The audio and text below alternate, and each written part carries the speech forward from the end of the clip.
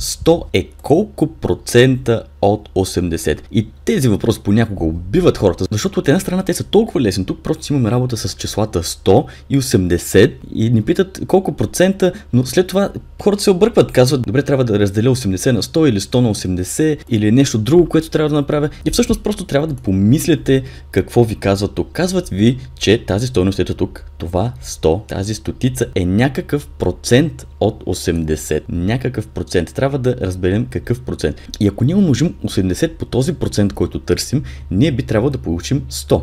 Така че нека го представя по този начин. Започваме с 80 и ако го умножим по нещо и ще наречем това нещо хикс, ако го умножим по нещо, всъщност ще го направя в друг цвят, умножаваме 80 по хикс и тогава трябва да получим 100. И трябва да разберем сега на колко трябва да умножим 80, за да получим 100. И ако просто решим това уравнение и получим стойността на хикс, ще ни остане после единствено да преобразуваме стойността на хикс в проценти. Или друг начин, по който можете да гледате това. 100 ще получите, ако умножите 80 по какво. И в крайна сметка това е числото, което търсим в момента. Просто трябва да го превърнем в проценти. Така че виждате колко е лесно. Това е уравнението, което трябва в момента да решим. Ако разделим двете части на това уравнение на 80, така делим лявата част, делим и дясната част и получаваме хикс е равно на 180. Можем да ги разделим, защото и двете споделят общ делител. Това е 20. Така че 100 делено на 20 е 5.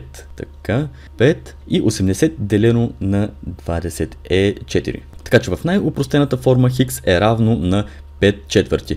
Но за сега все още съм го изразил като дроп. А те искат да знаят на колко процента е равно това. Ако ни бяха питали 100 каква дроп е от 80, естествено бихме били готови, защото 100 е 5 четвърти от 80 и щяхме да сме решили задачата. Но те ни питат какъв процент. Т.е. трябва да превърнем всичко това в проценти. И най-лесният начин да го направим е да го превърнем първо в десетична дроп. Така че нека го направим 5 четвърти, буквално. Това е буквално същото нещо като 5 делено на 4. Така че нека видим колко е това. Нека го направим обаче в магента. Така, да видим. 5 делено на 4. Така, искаме да сложим и десетичната запетая тук. Няколко нули за всеки случай. 4 се побира в 5 един път. Така че само ще сменя цвета. Така, един път. 1 по 4 е 4. Изваждаме 4. Получаваме 5 минус 4, което е 1. Сваляме следващата 0 и разбира се, десетичната запетая ето тук. Да я сложи и горе. Така. Сваляме следващата 0. 4 се побира в 10 два пъти. 2 по 4 е 8. Така че изваждаме 10 минус 8 е равно на 2. След това трябва да свалите и следващата 0. Така, получаваме 20. 4 се побира в 25 пъти. Така, 4 по 5 е 20. Изваждаме 20 и нямаме остатък. Така че това е равно точно на 1,25. 5 четвърти е същото нещо като 5 делено на 4, което е същото нещо като 1,25.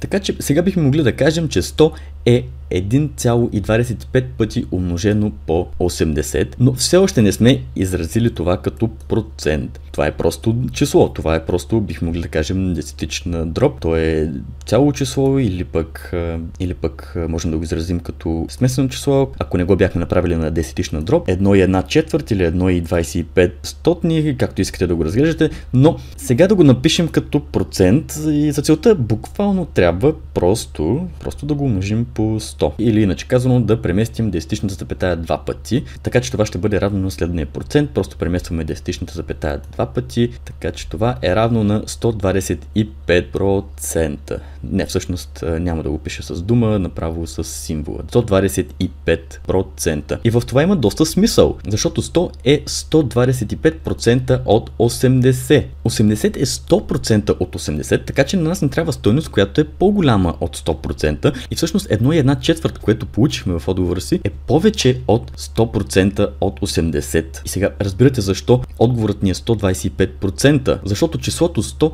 е повече от 100% от числото 80. И сме готови. Решихме въпросът. Числото 100 е 125% от числото 80.